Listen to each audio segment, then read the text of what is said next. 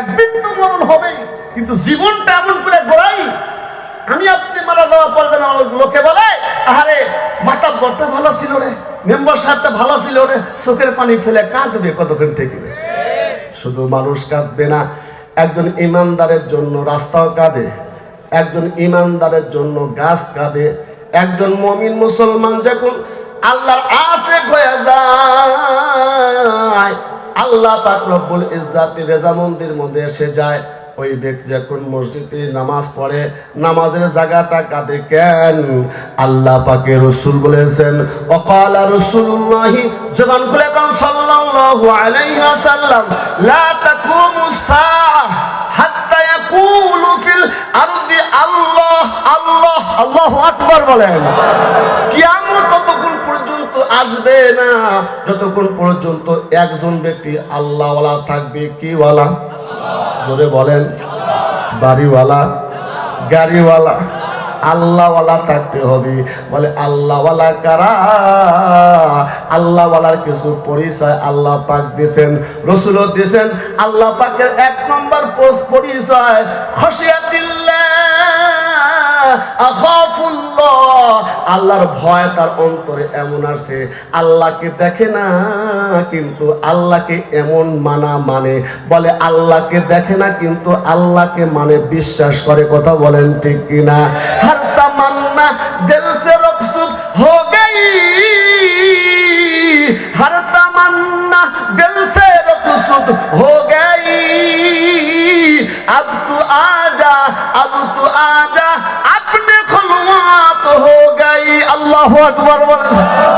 দিলের মধ্যে কোনো তামান্না নাই, আল্লাহর পেট অন্তরটা এমন করে সাজাইছে, এমন করে ভরে নিয়েছে, সে চিন্তা করে হায়রে আমার মরণ আসবে নাকি আসবে না? জোরে বল, আমার মরণ একদিন আসবে। কুল্লু নাফসিন যায়িকাতুল মাউত, মৃত্যুর স্বাদ আমাকে আসবে। কিন্তু রাসূল বলেছে ঈমানদার যখন ঈমানের মরণ স্বাদ নেয়, ঈমানদার যখন ঈমান নিয়ে মৃত্যুবরণ করতে যায়, আল্লাহ পাকের রহমতের ফেরেশতা তাকে আলিঙ্গন করিয়া ডাক দেয়া কয়, ইয়া আইয়াতুহান নাফসুল মুতমাইন্না ইরজি ইলা। আল্লাহ পাক রব্বুল আলামিন ডাক দেয়া কয়, ইয়া আইয়াতুহান নাফসুল মুতমাইন্না, হে নফসে মুতমাইন্না, হে ইমানদার ইমানদার ইমানদার, আসো আল্লাহর সন্তুষ্টিতে আসো। আর যদি বেঈমানের হালতে মরণ আইসা যায়, আল্লাহ রাসূল বলেছে যেমন করে একটা ছাগল তাকে জবাই না করে, ছাগলকে যদি পিছন দিক দিয়ে টাঙ্গায়া চামড়াটা এক টান দিয়ে খুলে লাভির পর্যন্ত নিয়ে আসে, আর একটা টান দিয়ে গলা থেকে খুলে নেয়, জবাই না করে, ওই খাসি বরকিটা কেমন কষ্ট পায়, তার চাইতে বেঈমানের মরণটা বেশি কষ্ট, সাকরাতুল মউত শুরু হইয়া যায়।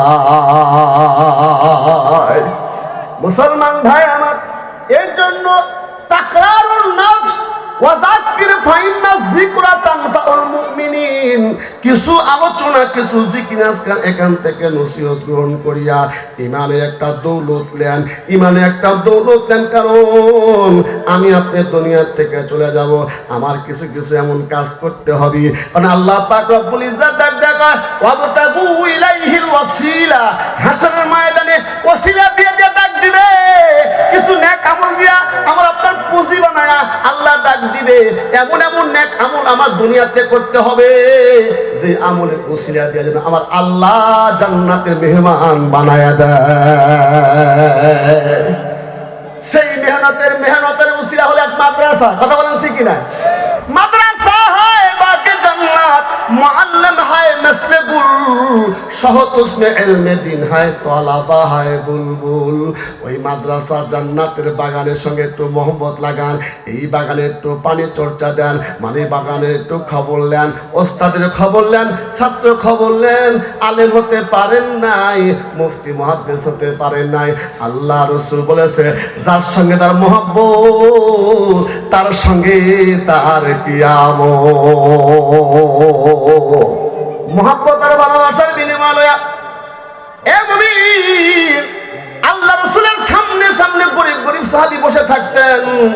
হঠাৎ করে একজন করে সাহাবী নবীকে ডাকটা নবী আমি একটা প্রশ্ন করতে চাই, কিন্তু আমার ভয় লাগে, ডর লাগে, আপনি রহমাতুল লিল আলামিন, আপনার সামনে আমি মূর্খ মানুষ কি বলে ফেলবো। এই